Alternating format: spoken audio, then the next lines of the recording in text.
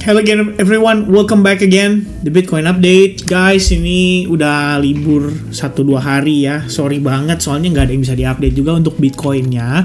Tapi money flow mengalir ke altcoins. Jadi saya pikir seperti yang saya sampaikan di Telegram tadi pagi, saya udah bilang sama teman-teman kalau saya akan coba tambahin analisis untuk Cardano dan Ethereum. Before kita start teman-teman sekalian, saya mau bilang terima kasih buat teman-teman yang udah nungguin ya. Nanti pasti akan ada yang bilang, ya yang ditunggu-tunggu. Ya semoga yang ditunggu-tunggu bisa menjawab keraguan dan kegalauan teman-teman ya.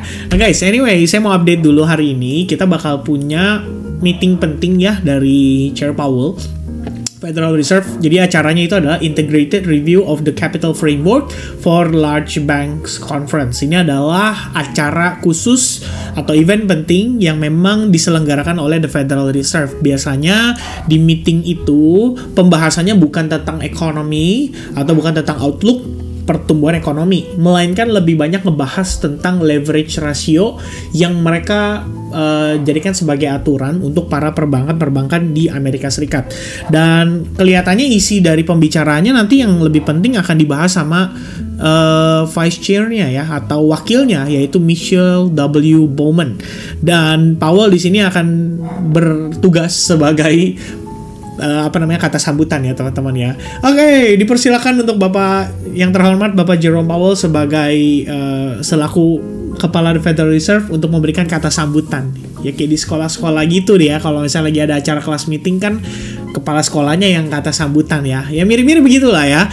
Jadi tetap lebih penting saya pikir isinya akan tergantung dari Michelle W. Bowman. Sementara Powell during kata sambutan saya rasa dia nggak akan ngomong kayak ya kita merasa kalau suku bunga kita udah berada dalam posisi aman loh ya, berarti kan hawkish atau dovish kayaknya nggak ditentukan dari statementnya Powell nanti malam. Harusnya tergantung Michelle W. Bowman dan apakah akan ada senggolan ke arah suku bunga, karena sebenarnya kalau yang saya baca-baca tadi ya memang eventnya lebih berfokus kepada sistematis di perbankannya, jadi bukan ngomongin soal suku bunga itu ya. Tapi ya kita nggak pernah tahu ya, cukup dengan antisipasi aja adanya possibility volatilitas meningkat during Powell speak ya, nggak ada salahnya kita lebih berhati-hati. Nah kemudian minggu ini yang lebih hot saya rasa di hari Kamis karena berhubungan dengan business confidence, yaitu berbicara soal manufacturing PMI, services PMI, itu bakal lebih penting. Selebihnya ya flat-flat aja kali ya, karena market seperti yang saya janjikan lagi ya, saya udah bahas sama teman-teman kemarin juga kan, atau tepatnya 3 hari lalu video terakhir ya, saya udah bilang kalau kita masuk fase build up. Memang habit Bitcoin seperti ini, jadi begitu dia rally impulsif akan selalu ada fase-fase di mana dia konsolidasi. Dan so far kita udah masuk hari ke-7. Closing kemarin nggak gitu bagus. Sebenarnya bututnya panjang ke atas, nandain kalau dia sempat mau ngangkat tapi nggak kuat. Abis itu turun lagi kan. Nah, setelah dia turun lagi teman-teman, hari ini kita ngelihat sweep lagi nih liquidity ya ke bawah. Jadi dia ngambil liquidity ke bawah. Habis itu mantul lagi dong, ya kan? Ini jemput nih tadi di sekitar jam 8.30 ngejemput naik ke atas, pullback, and then naik lagi gitu. Jujur trading di periode kayak begini akan sangat menantang, akan sangat ribet ya, karena market itu bisa dibilang nggak ada volatilitas, oke? Ini nggak ada volatilitas. Kenapa? Karena high point di sini, low point di sini. Lihat aja. So far kita berapa hari ini cuman main $4.600 dan bahkan lebih parahnya lagi. Kalau berapa hari kan berarti saya anggap sampai tanggal 15 ya. Kalau kita ngomong cuma sampai dengan dia 2-3 hari terakhir aja, itu range kita cuman $2.700 guys. Dan ini cuma naik turun, naik turun, naik turun ya. Boring banget. Saya jadi inget kata Koryo Gunawan ya, kalau naik turun gini kayak ingus guys katanya. Tapi bener ya, maksudnya kan kayak pilek ya kan, ngeler terus gitu ya. Saya ngerti maksudnya.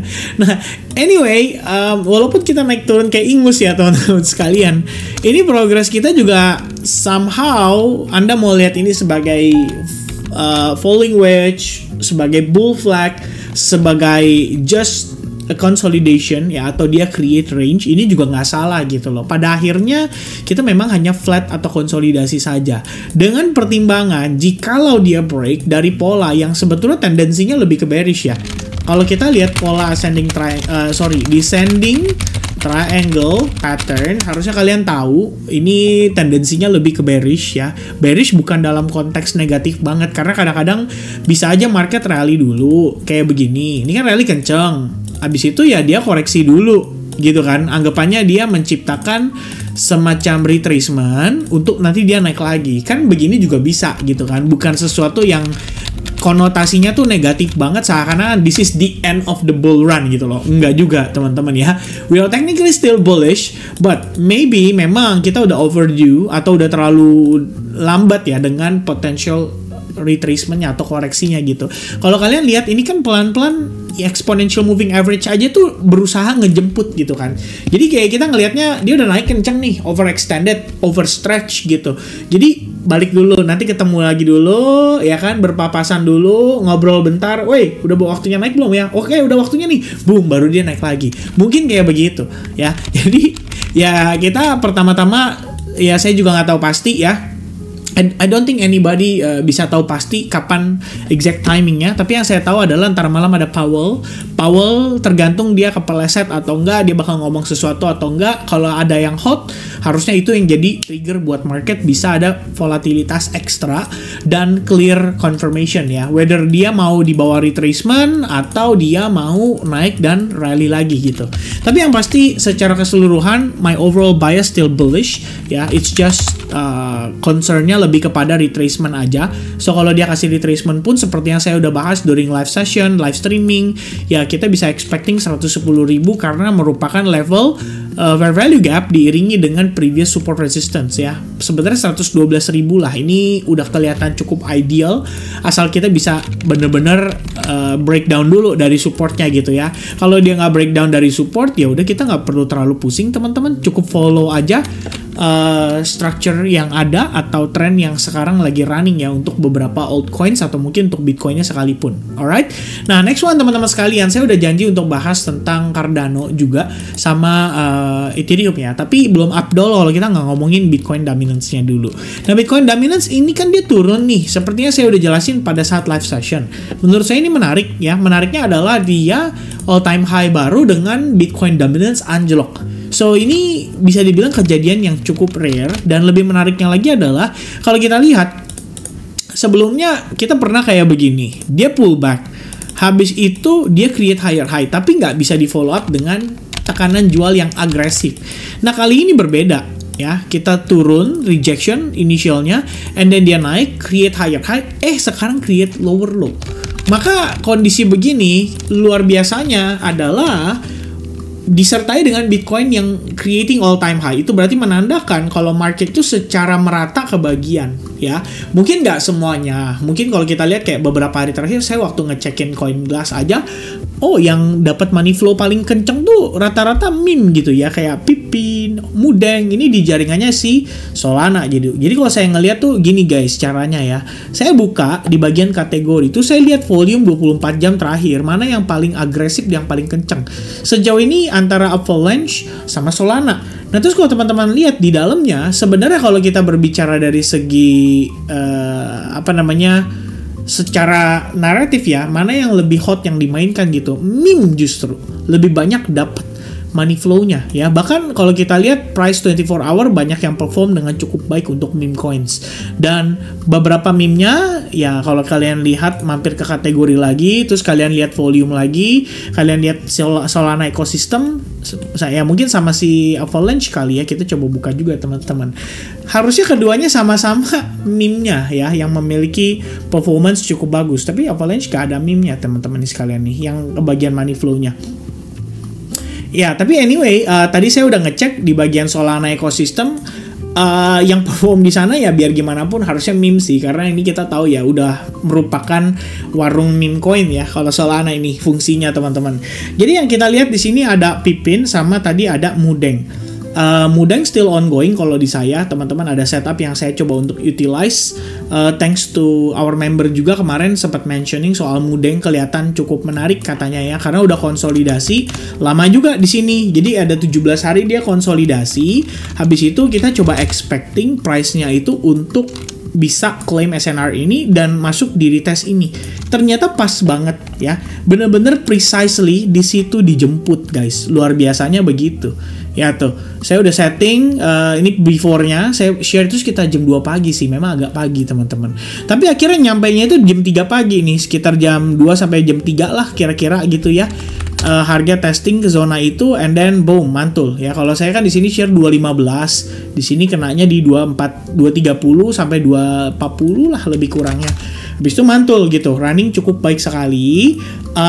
Belum kelihatan sih performance-nya. Sebenarnya tadi pagi udah kelihatan ya, up sekitar 2,2R gitu. Tapi saya juga kan lagi tidur, teman-teman nggak pantau. Saya juga ada target, coba untuk maximizing the gain. Ya sekarang udah tinggal ngejagain aja dengan stop loss break even. But anyway, ya kita lihat Solana ya lagi dapat money flow-nya teman-teman sekalian.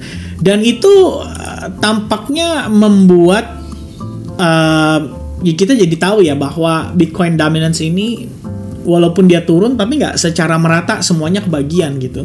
Hanya ada beberapa sektor-sektor aja, dan lebih menariknya lagi justru yang lebih banyak dan kebagian lebih agresif itu lebih ke meme coin. Jadi kayak Pengu bisa meletus gila-gilaan gitu kan beberapa hari lalu. Jadi somehow look so interesting ya untuk ngelihat kondisi market saat ini berbeda dengan cycle 2020-2021. But anyway, kalau dari altcoin index ya, ini menarik juga guys ya. Jadi dikatakan di sini kita sudah masuk altcoin season ya, at least above 50. Ya baru initial sih, harusnya bagus ya, nggak ada masalah. Dan kalau saya ngecek dari othersnya, memang kita juga secara struktur kan technically masih bullish. Cuma mungkin terlalu kenceng ya, dia creating higher high. Maybe we need some retracement dulu ya, supaya nanti dia bisa kasih next pushnya ke harga lebih tinggi atau ke level yang lebih tinggi. Secara market cap targetnya harusnya 450 billion dollars, dan secara struktur overall kita still bullish. Jadi buat saya no worry, saya masih coba untuk keep some of the old coins yang saya ada beli, dan saya coba untuk maximizing sementok mungkin ya. Mudah-mudahan bisa kebagian sih, mudah-mudahan. Nah, baru kita kemudian ngomongin Cardano ya. Gimana nih nasibnya Cardano abangku ya? Salah satu altcoins yang sejauh ini masih stable coin ya. Kan kalau kita lihat XRP kan dulu diledeknya stable coin, akhirnya udah all time high baru. Ethereum juga sama, dalam beberapa bulan terakhir dibilangnya stable coin, akhirnya mulai running ya kan. Minimal kita happy lah ya, pasti ada profit yang dihasilkan. Kalaupun yang nyangkut mungkin karena beli Ethereum di atas 3.000 gara-gara naratif kuartal 1 adalah kuartalnya Ethereum, ya akhirnya lu dikasih kesempatan gitu untuk bisa secure kesalahan yang kita ambil. Misalkan kalau tempo hari belanjanya di segitu gitu kan. Tapi kalau bisa buat saya pribadi, Ethereum sih happy-happy aja ya, karena ada akumulasinya banyak pada saat harga 900 dan 1.500-an dolar lebih kurangnya. So dapat harga segini pun saya masih happy-happy aja ya, cuma tinggal santai-santai coba nunggu kira-kira sejauh mana dia running dan kita bisa maximizing gainnya sampai di mana gitu. Itu planningnya saya sih untuk si Ethereum. Nah, untuk case-nya Cardano ini saya juga nyangkut guys ya. Salah satu barang yang saya nyangkut di periode 2021 dengan kondisi average price saya di Cardano saat ini around 0708. Jadi sebenarnya technically saya lagi break even ya, nggak terlalu rugi, nggak terlalu cuan. Cuman kalau dari segi waktu, of course saya rugi gitu kan, karena harusnya uang ini bisa dipakai untuk transaksi yang lain, atau mungkin saya kalau rotasi mungkin di XRP semua saya all in di situ udah happy gitu. Tapi ya inget guys ya, tahu gitu itu adalah bentuk penyesalan di market ya. Jangan berkata tahu gitu saya begini, tahu gitu saya begitu ya. Much better kita belajar dari pengalaman itu dan coba untuk berfokus kepada solusi dari masalah yang kita saat ini punya. Entah teman-teman nyangkut di Manta, entah teman-teman nyangkut di Evo gara-gara the next DYDX, entah teman-teman nyangkut di GMT, apalagi ya teman-teman ya. Coba sebutin tuh koin-koinnya apa aja tuh ya. Ya tapi entah itu nyangkut di sana atau gimana ya, pelajari pengalamannya dan coba untuk lebih baik di pengalaman berikutnya. Begitu kira-kira ya. But anyway, on Cardano sendiri, saya ngelihatnya still in the bullish structure ya. Kita ngelihat juga dia kan technically creating semacam higher high ya pada sekitaran kuartal 4. Abis itu during kuartal 1 sampai bukan during kuartal 1 sih, tapi sepanjang 2025 ya kita masih koreksi gitu. Sampai akhirnya kalau kita lihat ini nyampe nih di zona yang menurut saya cukup menarik gitu ya. Kita udah hampir testing ke 62% retracement. Sebenarnya kalau kemarin ada yang nanya ke saya, bagusnya Cardano tuh akumulasi di berapa? Kalau buat saya tuh sebenarnya di bawah 0,5 guys. Ya ini kalau buat saya gitu loh. Jadi patokan saya tuh di sini nih, di bawah $0,5. Kalau mau akumulasi boleh. Kenapa? Karena memang zona itu menurut saya adalah zona yang paling ideal dari segi risk to reward. Oke, saya sendiri juga banyak akumulasinya di situ. Pada saat after liquidity sweep, pada saat setelah reversal, pada saat dia pullback dan retest ke fair value gap time frame weekly, di situ saya banyak akumulasi. Nah, itu yang bantu saya narik dari average price saya tadinya 1,2, 1,3 sampai ke 0,7, 0,8 gitu. Saya ketolongnya di sana. Nah, sekarang dengan average price segitu saya berharap dong untuk bisa dapat lebih gitu. Apakah bisa gitu kan pertanyaannya. So, kita perlu data atau informasi dari pergerakan time frame daily-nya. Sebenarnya kalau di daily kita punya challenge nih. Ini belum berhasil loh break dari trend line itu. Makanya sebenarnya harus ada consideration bagaimana kalau saya pivot sebagian ya kan, atau saya kurangin portion di situ daripada saya nge-hold terlalu banyak bikin saya jadi nggak tenang gitu kan. Maka alternatifnya adalah kita bisa decide untuk reduce position by the time dia udah tercapai resistance ini. Atau misalkan teman-teman masih belum terlalu pede, mungkin ya boleh ada pertimbangan, tunggulah sampai minimal structure wise dari perspektif time frame 4 jam itu benar-benar di flip jadi bearish gitu. So technically kita lihat dia begini baru nanti udahlah gua lepas dulu gitu kan. Mungkin kalau ada harga lebih murah baru pertimbangkan untuk belanja lagi. Tapi untuk saat ini dengan daily perspektifnya sebenarnya kita juga bisa dibilang membentuk descending broadening wedge. Buat yang nggak tahu, descending broadening wedge itu tendensinya lebih ke arah bullish. Jadi kita ngelihatnya dia naik, abis itu turun korektif gitu loh. Dan merupakan proses reakumulasi lagi sebelum akhirnya dia bisa breakout. Jadi ya tinggal kita lihat aja ya. Kalau misalkan nanti dia pullback pun, ya selama dia bisa bertahan di beberapa key level, harusnya Cardano masih punya kesempatan untuk rebound atau bahkan naik lagi hingga menembus level $1,2. Nah saya di situ baru benar-benar happy guys kalau sampai benar-benar berhasil gitu ya. Nah sekarang kita udah creating higher high. Kemudian kalau internalnya sendiri, kalau kalian mau pakai Fibo belum bisa karena kita belum dapat rejectionnya.